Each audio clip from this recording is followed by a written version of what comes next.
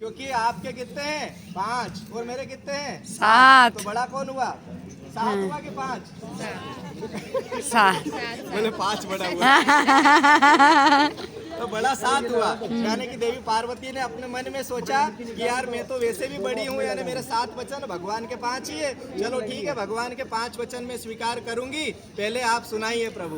तो उन्होंने कहा कि उद्याने च मद्यपाने पिता घर ग्रहणम, यानी संस्कृत में श्लोक आता है कि उद्याने च मद्यपाने पिता घर ग्रहणम, यानी पहला बताया गया कि हे देवी मैं आपको पहला वचन देता हूँ कि यदि आप उद्यान में कहीं भी जाए, उद्यान से मतलब पार्क बगीचा है ना, यदि आप वहाँ पे विजिट करने जाए, रोमिंग करने जाए, घूमने जाए, ठीक है, हाँ हाँ, तो उस समय आप अकेले ना जाए, अपने साथ में सखी सहेली को लेकर अवश्य जाए, है ना।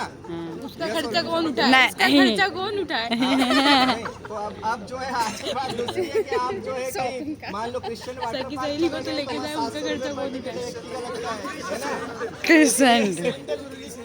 हाँ, क्रिश्चियन भी है।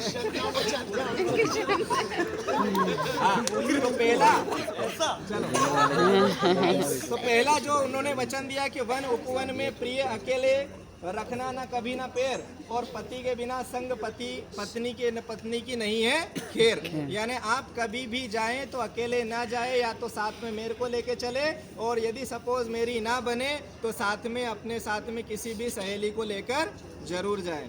इस प्रकार से उन्होंने दूसरा वचन कहा एक मेजबान रजाई हो कि आप कभी भी किसी भी यानी कि जो पर पुरुष बैठा रहता है, और पर पुरुष के भी अलावा यदि किसी ने शराब या मदिरा का पान किया हुआ है तो आपको उससे बोलना तो दूर की बात, यानी उसके सामने से गुजरना भी नहीं है ना।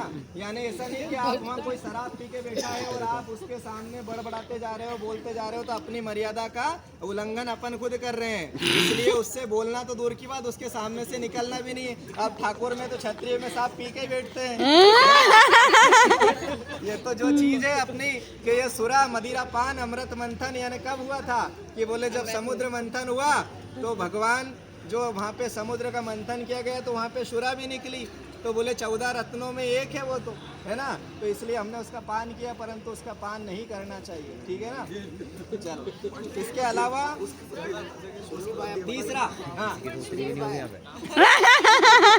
आपका ध्यान क्या था, अगला वचन उन्होंने कहा कि हे प्रिय, यानी हे प्रिय देवी पार्वती, आप कभी भी बिना पूछे घर की दहली से दूसरे के यहाँ पे ना जाए, यानी जब तक मेरी परमिशन अलॉट ना हो तब तक आप किसी के यहाँ पर यानी आप बोल रहे हैं यानी आज से आप जो है गृहस्थ जीवन में हो गए हैं, तो आज से पत्नी का पतिव्रत धर्म होता है कि वो पति की आज्ञा का पालन करें, और पति की आज्ञा का पालन करना ऐसा बताया गया कि मेरे से बिना पूछे कहीं नहीं जाना है आपको, क्योंकि देवी आज से कुछ समय वर्षों पहले आप ही का रूप माता सती अपने पिता राजा दक्ष के यज्ञ में बिना पूछे और बिना मतलब उनकी मर्जी के चले गए थे।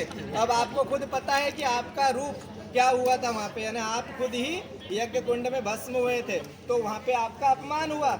और जहाँ पति नहीं जाए, यहाँ जहाँ पति का विरोध हो, उस जगह पे अपने को नहीं जाना चाहिए। परंतु शास्त्र में ऐसी 3 बातें बताई गई है कि 3 जगह आप बिना बुलाए जा सकते हैं, परंतु जब वहाँ पे आपका आपसी परस्पर मेल मिलाप अच्छा हो। पहला बताया गया है कि यदि आप गुरु के यहाँ जब भी गुरु के यहाँ जाए तो आप बिना आज्ञा के जा सकते हो, क्योंकि गुरु जो होते हैं वो सभी आपको मार्गदर्शन प्रेरित करते हैं। दूसरा आपको बताया गया कि आपके माता पिता, यानी आपके माता पिता से आपका मेल मिलाप अच्छा है, या उनके घर कोई उत्सव फंक्शन हो रहा है तो उस जगह पे आप जा सकते हैं, परंतु आपके बीच में विरोध परस्पर नहीं होना चाहिए। तीसरा बताया गया कि आपका मित्र, यानी कि जब मित्र के घर यदि मान लो विपरीत परिस्थिति आती है, उस समय आपको भले ही पूछने की जरूरत नहीं है, परंतु विरोध नहीं होना चाहिए, शर्त है, कंडीशन, ठीक है। इस प्रकार से अगला वचन बोला कि हे प्रभु सील छोड़कर कभी ना हंसना, यानी आपका हमेशा सील यानी आपका जो व्यवहार है मर्यादा उसे कभी भी छोड़कर हंसना नहीं है। यानी अगर आपने आपका सील मर्यादा तोड़ दी तो दूसरा व्यक्ति आपके ऊपर हंसेगा तो ठीक है, परंतु दूसरी आपको और अनेक बातें सुनने को मिलेगी। इस प्रकार से ये आपना रखना मर्यादा अधिक हास्य से पैदा उत्पन्न होती है और अनेक प्रकार के नाना भांति वाद विवाद उत्पन्न होते हैं। यानी इस प्रकार कहा गया कि आप हमेशा जब भी हंसे तो अपने किसी कारण से ही हंसना चाहिए। यानी बेकारण यदि आप हंसेंगे तो अनेक प्रकार के भांति अनेक प्रकार के नाना वाद विवाद उत्पन्न होंगे। क्योंकि आपने महाभारत में देखा है, यानी महाभारत में द्रौपदी हंसी थी, किसके ऊपर हंसी थी? दुर्योधन के ऊपर हंसी थी, नहीं हंसी थी?